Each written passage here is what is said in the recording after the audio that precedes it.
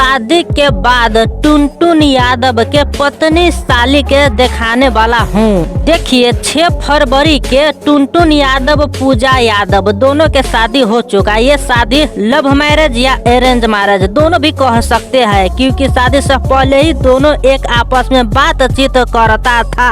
दोनों अपने मर्जी से शादी किया है। शादी में भोजपुरी के सभी छोटा बड़ा कलाकार सब आया था। धूम धड़ाका से डांस किया, खाया पिया, एंजॉय किया।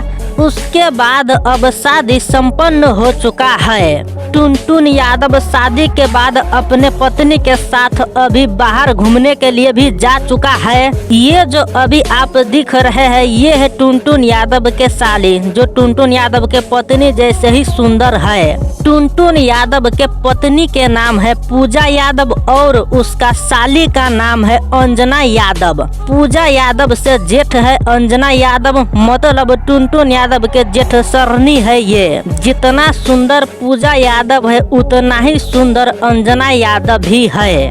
दोनों बहनी अपना माता पिता के दुलारी है। अब इन्हीं दुलारी में से एक शादी टुनटुन यादव के साथ हो चुका है।